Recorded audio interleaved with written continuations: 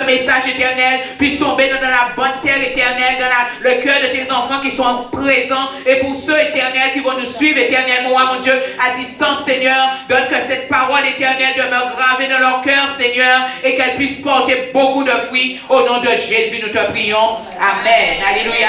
Tu peux prendre place. Amen, bien-aimé. Amen. Alléluia. Tu peux prendre place et que l'Éternel te bénisse. Amen. Amen. Nous allons parler ce matin de l'unité du corps de Christ. Amen. Alléluia. Amen. Est-ce que, Amen, vous savez, de manière vous êtes à l'église, vous le savez, que nous avons besoin des uns et des autres pour travailler pour Christ. Amen. Le pasteur nous parlait de mission. Chacun de l'œuvre de Dieu a sa mission. Et si chacun fait sa mission dans la maison de Dieu, la maison de Dieu va tourner parfaitement. La maison de Dieu va tourner comme elle doit tourner. Quand vous regardez dans l'Ancien Testament, chacun avait un poste bien particulier dans la maison de l'Éternel. Il y avait des portiers, ceux qui étaient chargés de se tenir au temple de l'Assemblée de l'Éternel, aux portes du temple, et c'était leur fonction perpétuelle. Il y avait aussi ceux qui étaient chantres, amen. Leur devoir, leur tâche, leur mission, c'était de chanter pour l'Éternel jour et nuit. Il y a quelque chose que David avait mis en place dans la maison de l'Éternel, c'est que la louange et l'adoration ne s'arrêtent jamais. Que les chantres, amen, ceux qui sont appelés à la louange et l'adoration de la maison de Dieu, qu'ils puissent louer, qu'ils puissent adorer Dieu jour et nuit. Amen, alléluia. Il y avait aussi dans la maison de Dieu les Lévites. Leur fonction, c'était d'assister les sacrificateurs dans leur mission, d'aider, de préparer pour les holocaustes. Amen, alléluia. Chacun avait une mission bien particulière. Et il y avait aussi les sacrificateurs. Leur devoir, leur mission, c'était de présenter les sacrifices, de faire l'holocauste, les holocaustes d'expiation en faveur du peuple. Amen, alléluia. Amen. Les fonctions ne pouvaient pas s'intervertir. C'est-à-dire qu'un lévite ne pouvait pas décider qu'il prenait la fonction de sacrificateur. Parce que l'Éternel pouvait le frapper à cause de cela. Et le sacrificateur, s'il ne faisait pas sa fonction, l'Éternel pouvait le frapper à cause de cela. Le sacrificateur, lorsqu'il entrait dans le Saint des Saints, il y avait toute une préparation de sa part. Parce que c'est lui qui allait se présenter devant Dieu pour le péché du peuple, pour le fardeau du peuple. S'il n'était pas convenablement préparé, il pouvait recevoir la mort. Amen, alléluia. Amen. On voit que le corps de Christ, le corps de Dieu, le temple de Dieu dans l'Ancien Testament était parfaitement organisé. Chacun avait sa tâche, chacun avait sa fonction. Amen. Il y avait des prophètes qui étaient chargés d'aller parler de la part de Dieu. Amen. Alléluia. Les prophètes aussi avaient leurs assistants. Amen. Comme on le voit, par exemple, pour Élie et pour Josué. Amen. Les choses étaient parfaitement organisées dans la maison de Dieu. Il y avait des temps où tu pouvais rentrer dans le Saint des Saints. Il y avait des temps où tu ne pouvais pas rentrer. Amen. Et le peuple ne pouvait pas se donner la mission d'entrer dans le temple. Le peuple, qu'est-ce qu'il faisait? Il restait dehors. Lorsque nous voyons, lorsque Zacharie a été visité dans le temple, amen, alléluia, on nous dit que le peuple était dehors et ils attendaient que Zacharie sorte. Et lorsqu'ils ont vu que Zacharie est sorti, la manière dont Zacharie est sorti, ils ont compris que Zacharie a été visité, que l'ange était venu lui parler, amen. Un ange, quelqu'un du peuple ne peut pas prendre la fonction de sacrificateur. Il y avait un roi qui l'avait fait dans la Bible. Il avait pris la place du sacrificateur et l'Éternel l'avait frappé de lèpre. Frères et sœurs, cet exemple que nous avons dans l'Ancien Testament, c'est exactement la même chose dans le Nouveau Testament. Dans le Nouveau Testament, l'Église de Christ, c'est le corps. Et le corps de Christ est divisé en membres. Amen. Les membres, c'est vous, mon frère, ma soeur. Amen. Chacun de vous qui êtes ici aujourd'hui, vous avez une mission, vous avez une tâche à faire dans la maison de l'Éternel. Mais ce n'est pas parce que chacun a sa mission, que chacun a sa tâche dans la maison de l'Éternel, que la maison de l'Éternel est divisée. Ce n'est pas parce que chacun a sa mission dans la maison de l'Éternel, chacun a sa tâche dans la maison de l'Éternel, que le corps de Christ est divisé. Bien au contraire, lorsque chacun fait sa mission, lorsque chacun fait sa tâche dans la maison de l'Éternel, c'est quand le corps de Christ est uni. Lorsque tout est en route, lorsque tout est en marche, lorsque chacun respecte sa mission, lorsque chacun respecte son engagement, l'unité du corps de Christ est là. Parce que chacun est à son poste. Imagine une sentinelle. On voit dans l'Ancien Testament que les sentinelles, ils se mettaient sous la tour de garde. Ils étaient en train de veiller. Leur rôle, c'était de veiller et de regarder lorsqu'il y avait une attaque, lorsqu'il y avait une invasion à venir. Et lorsqu'ils voyaient de loin l'invasion, l'attaque venir, leur rôle, c'était d'aller prévenir le peuple, d'aller prévenir l'armée pour que l'armée se prépare au combat. C'est qu'il y avait un danger qui venait. Mais mon frère, ma soeur, imagine que le danger arrive. Le danger est déjà arrivé aux portes de la ville et le sentinelle est en train de dormir.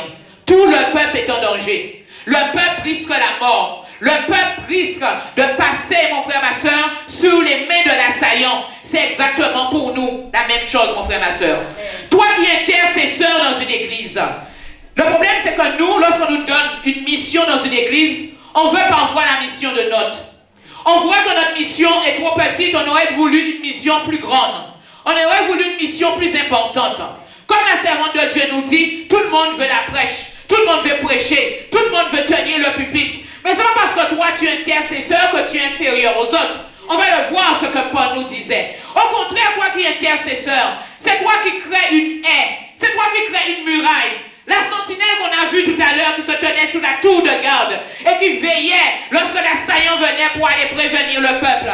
Mais c'est toi ton rôle de sentinelle. C'est toi ton rôle. Regarde comment la sentinelle, comment son rôle était important. Peut-être qu'il n'était pas roi, peut-être qu'il n'était pas prophète, peut-être qu'il n'était pas sacrificateur, peut-être qu'il n'était pas lévite, mais son rôle était capital dans la ville, mon frère, ma soeur.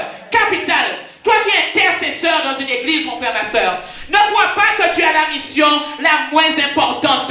Ne dis pas que ma mission c'est seulement prier, prier, prier, prier. Oui, ta mission c'est prier, mon frère, ma soeur. Mais pendant que tu pries pour les âmes, pendant que tu pries pour l'église, pendant que tu pries pour le pasteur, pendant que tu pries pour le staff, pendant que tu pries pour les rois, mon frère, ma soeur, l'Éternel te donnera des révélations.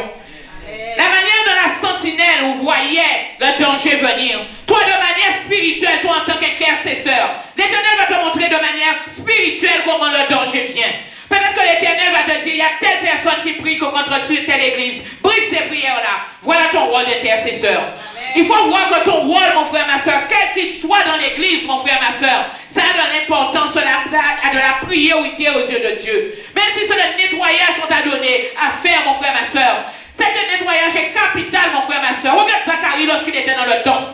Il était en train de faire le service. Mais c'est ce jour-là, pendant qu'il était en train de faire le service dans la maison de l'Éternel, que l'Éternel est venu le visiter à travers un ange et lui dire que tu auras un fils, tu l'appelleras Jean, et il sera une grande révélation pour le peuple. Regardez la mission de Jean-Baptiste, préparer les chemins du Seigneur. Pendant que tu es en train de nettoyer, qui te dit que l'ange ne peut pas te visiter? Qui te dit que l'ange ne peut pas, que Dieu ne peut pas envoyer un ange t'envoyer ta bénédiction?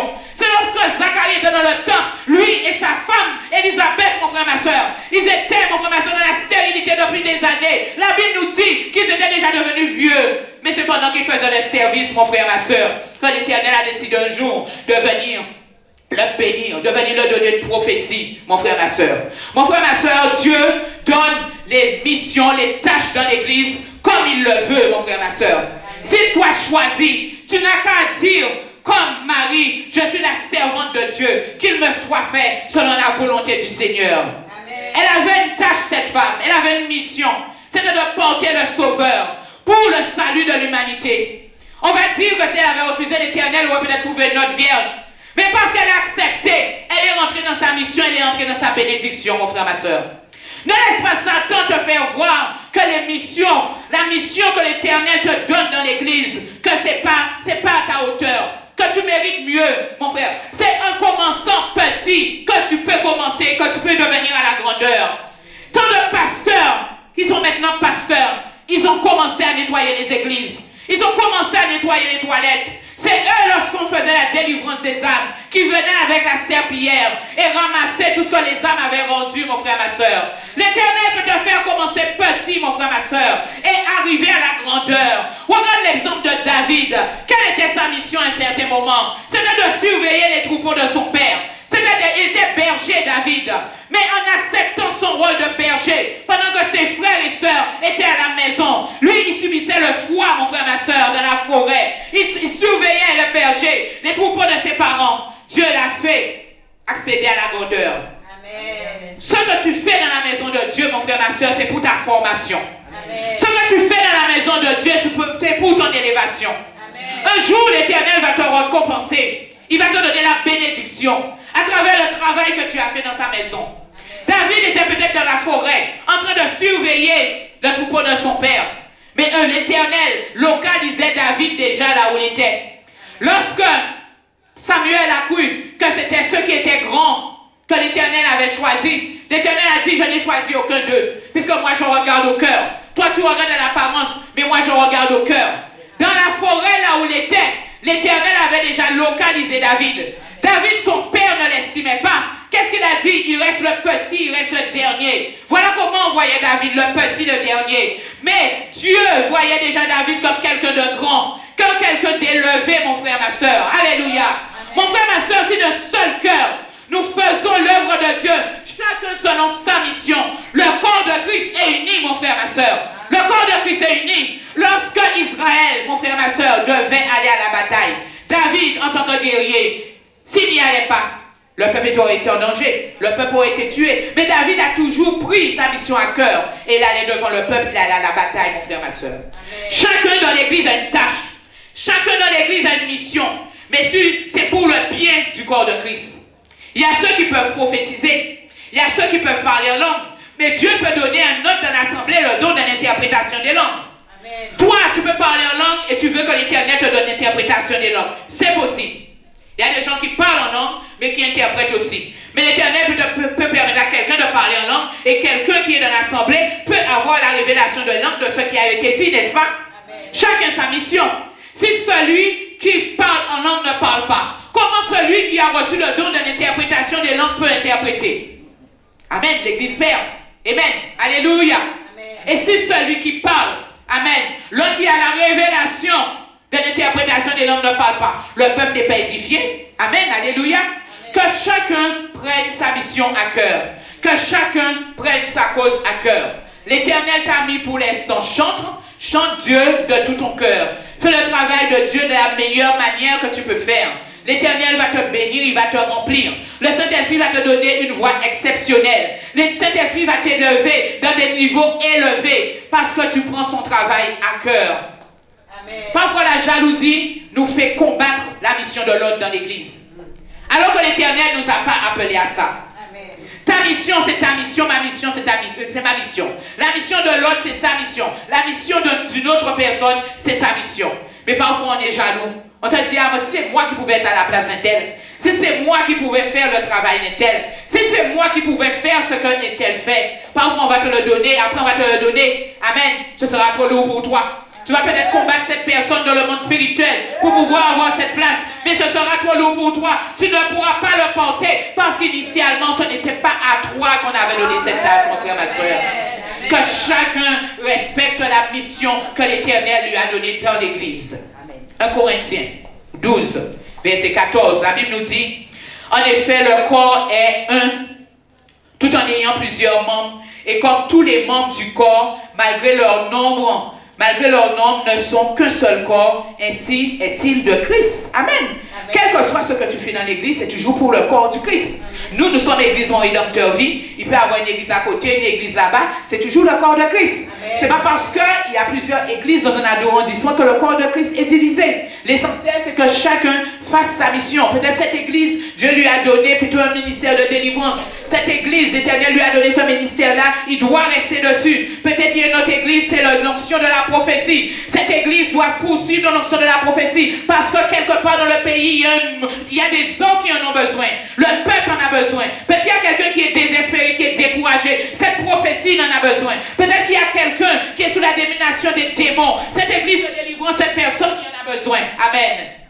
Amen. Mais les gens veulent se remplir, ne pas rester dans la mission que l'Éternel leur a donnée. Amen. Et c'est pour ça qu'on arrive à des batailles dans le corps de Christ. Alors que Christ, Jésus-Christ de Nazareth, n'a jamais voulu que son corps soit divisé. Lorsqu'il montait vers son Père, il a dit, Seigneur, que tout soit un. Je n'en ai perdu aucun, que tout soit un. Même Jésus-Christ de Nazareth a prié pour l'unité de l'Église. Jésus-Christ de Nazareth a prié pour l'unité de son corps. Amen. Alléluia. Que chacun reste dans sa mission, continue dans sa mission. Amen. Amen. Le verset 13 nous dit, car c'est dans un seul esprit que nous tous, pour être un seul corps, avons été baptisés. Soit juifs, soit grecs, soit esclaves, soit libres, nous avons tous été abreuvés d'un seul esprit. Amen. Amen. Juifs, grecs, esclaves ou libres. Toi, chante, musicien, diacre, intercesseur, évangéliste, pasteur, peu importe. L'essentiel, c'est le corps de Christ. L'essentiel, c'est que l'évangile soit proclamé. L'essentiel, c'est que l'œuvre de Christ avance. Si chacun fait sa mission, l'œuvre de Christ va avancer. Amen. Tu évangélises, mais tu ne vas pas évangéliser. Comment tu veux qu'il y ait de nouveaux convertis dans l'église? Philippe, le diacre, amen, qui est devenu évangéliste, la Bible nous dit qu'il allait dans le monde pour prêcher le Christ. Amen, alléluia. Tu ne peux pas être un évangéliste, tu es chez toi en train de dormir, tu ne vas pas évangéliser. Même Paul nous disait, malheur à moi si je ne pense pas l'évangile. Malheur à moi si je n'évangélise pas. Paul prenait les bateaux partout, il allait faire le travail de Christ. Jésus-Christ de Nazareth, la Bible nous dit qu'il allait de lieu en lieu et il annonçait la bonne nouvelle. Il incitait le peuple à changer leur vie, car le royaume de Dieu est proche, mon frère, ma soeur.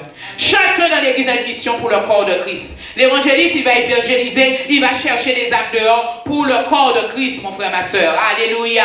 Pour que le corps de Christ puisse s'améliorer, pour que le corps de Christ puisse augmenter, mon frère, ma soeur. C'est lorsque les gens ne font pas leur mission, leur tâche, qu'on assiste à la décadence de l'église. Que l'église ne peut pas évoluer, l'église ne peut pas grandir comme l'Éternel l'aurait voulu. Amen, alléluia. Si chacun fait sa mission, l'église va prospérer. Amen. À un certain moment, l'apôtre Paul l'avait compris. Parce que Paul qui était appelé à annoncer la parole de Dieu, aller évangéliser, il se rendait compte qu'il était au service aux tables. Il a dit non. Nous devons nous consacrer à la mission à laquelle nous avons été appelés. Nous allons élever des diacres et c'est eux qui seront chargés de faire ce travail. Donc, vous voyez, même dans l'église primitive, ils cherchaient à mettre l'ordre.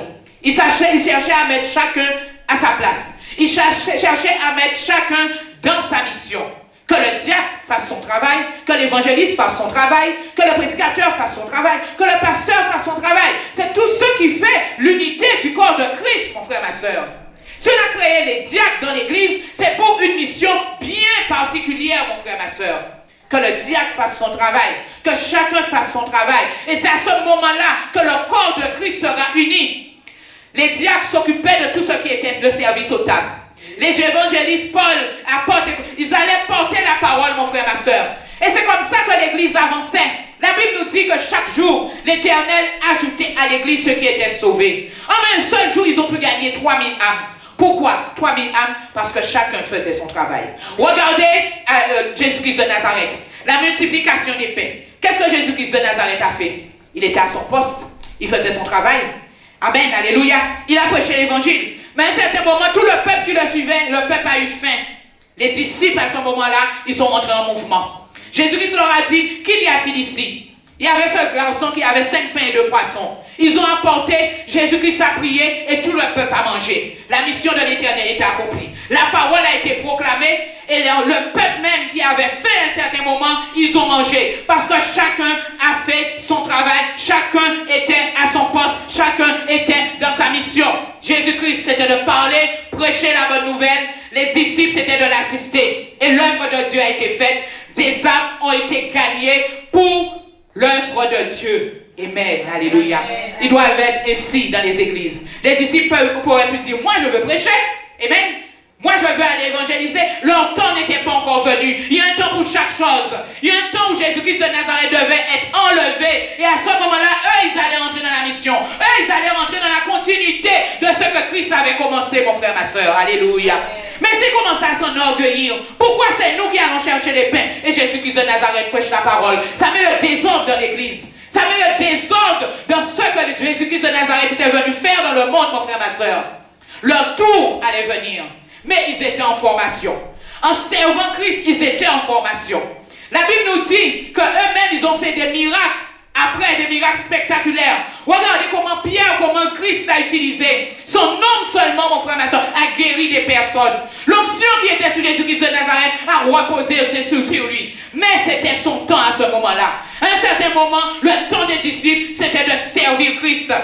Le temps des disciples, c'était de s'occuper de Christ. Lorsque Jésus-Christ de Nazareth est allé vers cette femme samaritaine. Mais le rôle de Christ, c'était de parler de l'évangile à cette femme samaritaine. La Bible nous dit que les disciples étaient au village. Ils avaient été chercher de quoi manger, mon frère, ma soeur. Mais imaginons que les rôles ont été inversés.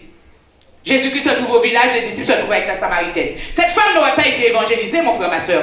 Chacun a sa place, chacun a sa mission. Si Dieu doit t'élever, le temps de ton élévation doit se faire. On le voit à travers les apôtres, on le voit à travers les disciples. De disciples, ils sont passés à apôtres, mais ils devaient être patients. Ils devaient accepter le temps de la formation.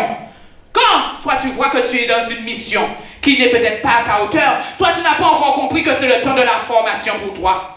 C'est le temps de l'adaptation pour toi. C'est le temps de regarder. C'est le temps de te former. C'est le temps, mon frère, ma soeur, après toute cette formation que tu as reçue, mon frère, ma soeur, le temps viendra où tu dois le mettre en pratique. Les disciples l'ont mis en pratique. Pierre l'a mis en pratique, mon frère, ma soeur. Tous les disciples l'ont mis en pratique, mon frère, ma soeur. Mais il y avait un temps de formation où chacun devait être à sa place. Amen. La multiplication des pains.